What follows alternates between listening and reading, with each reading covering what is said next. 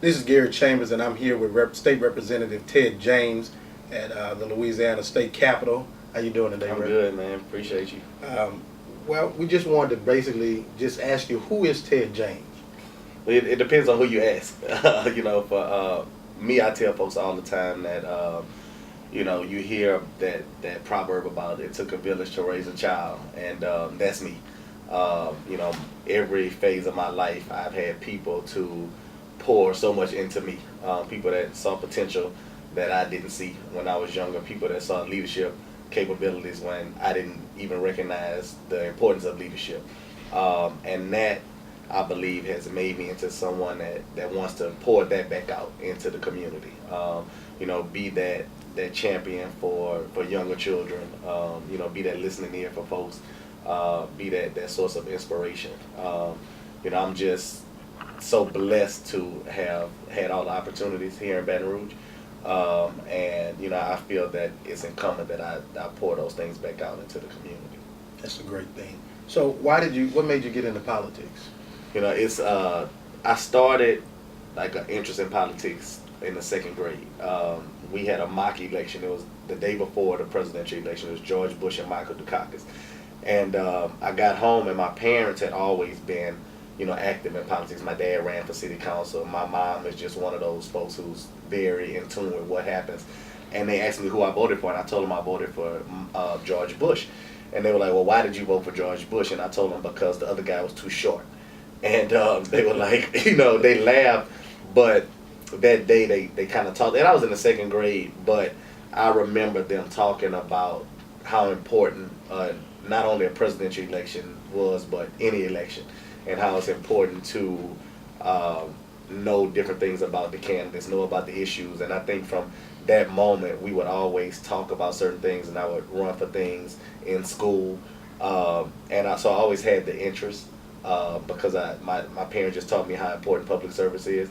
So it's something that has always been of interest to me from a very young age. So as a young state representative, to those who are interested in politics, and got that passion at a young age, what advice would you give them? Yeah, I would tell them to, get involved at a very young age on, whatever level, local, school board, in school, because you have to learn how to represent people. And I say that with so much sincerity because a lot of folks think that you just wake up and decide, hey, I'm going to do this and go put some signs out. But for me, it's you learn the institution. Before I was elected, I worked as a policy advisor to a governor. I was on staff here for the House of Representatives, so I knew the institution, knew the issues, and knew how to get things done. And as far as in our community, people need to see you as someone who's concerned about their well-being, not just someone who's concerned about being elected to an office. So I would tell folks to get involved, learn the institution, whatever it is that you want to run for, learn the do's and don'ts, learn the players, and learn how to get things done, and then make yourself known in the community as somebody who cares about the community, not someone who just wants to fulfill a seat. I've seen that you do a lot in the community over time. To those who may not be interested necessarily in serving in a political office, but they want to make an impact in the community, what advice would you give those people? I definitely, I tell people leadership is action, not position. And there are so many dynamic leaders in our community that don't, probably will never hold a public office. And I would tell them to start with the church. For me, it's all about the schools because I just love to be a positive role model for children. And mentorship is something that we definitely need to get back to in our community. When you see things that are happening with the youth, they emulate what they see, and they need to see more and more positive influences, not the things that they see on television.